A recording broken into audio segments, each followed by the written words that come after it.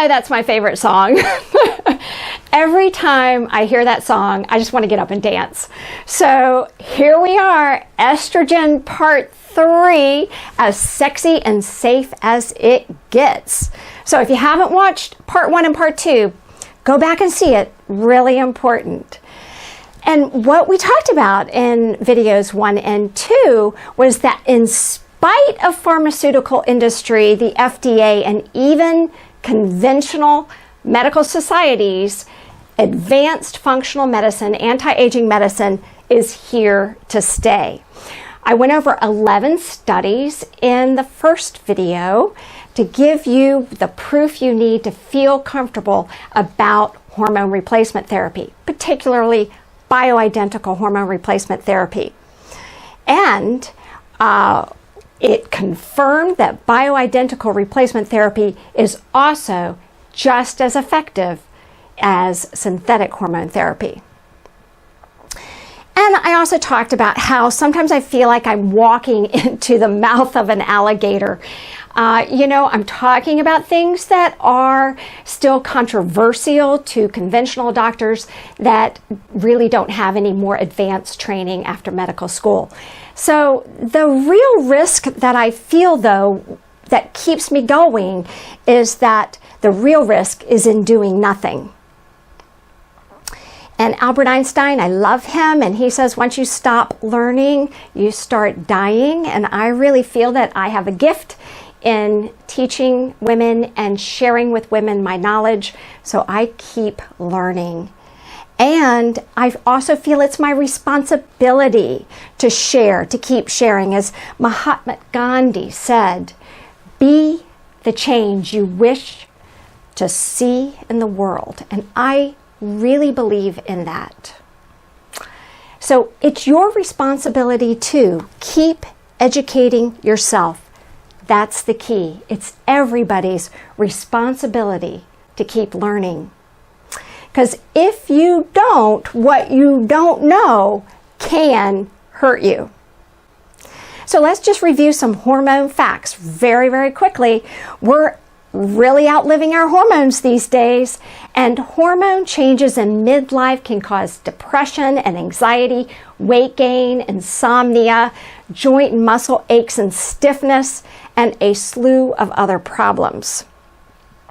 And that the average woman gains 20 pounds from hormonal changes, the loss of sex hormones. And conventional medicine offers synthetic prescriptions containing progestins, and this is what you want to stay away from.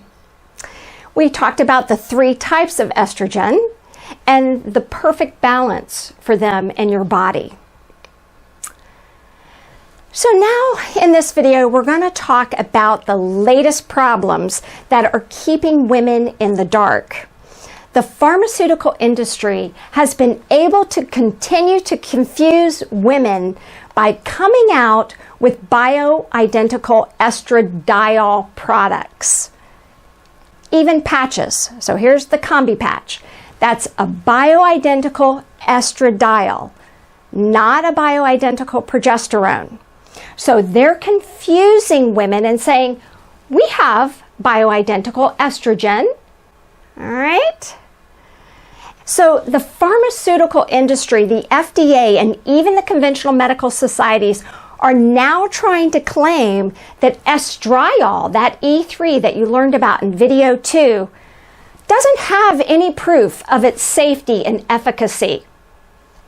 All right? Okay.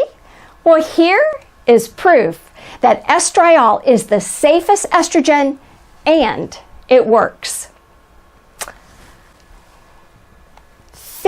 About 55,000 to almost 100,000 postmenopausal women in this study, estrogens used in conjunction with synthetic progestins increase breast cancer. Estriol did not increase breast cancer risks. 8,000 Finnish women, estriol found no increased risk of breast cancer. Topical, and they're talking about vaginal, estriol was safe for use in postmenopausal women who were even previously treated for breast cancer. 15,000 women followed for up to 40 years. This is a lot of women for a lot of years.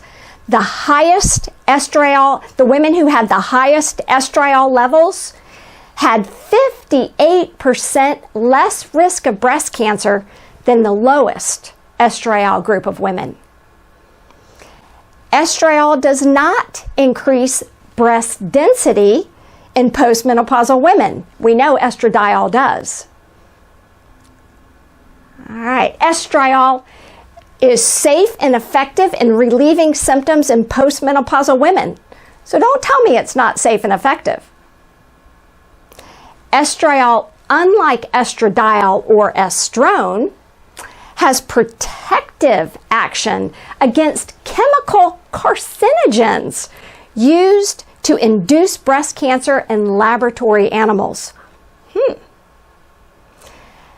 29, now this is a small study, but I think it's an important study. 29 pre- or postmenopausal women with breast cancer, treatment with physiologic doses of estriol arrested or stopped tumor growth or induced remission in 37%. Yes, it's a small number, but come on. Women with breast cancer produce less estriol than women without the disease. So knowledge is power and safety. And women's needs are the same everywhere. It doesn't matter where you live. Our needs are the same everywhere. We need knowledge, we need power, we need safety, and we need to support one another. And yes, it's true, our hormones are really an orchestrated symphony. It's not just about estrogen or progesterone. It's about the whole symphony. So stay tuned. I've got so much to offer you. So if you like this video, you learned anything from this video, give me a thumbs up. Share it with your friends, your girlfriends, your sisters, because this is important stuff and I really appreciate it. Show me that you appreciate me doing these videos because I want to keep doing them for you. Okay, so up next, we're going to be talking about DHEA and testosterone.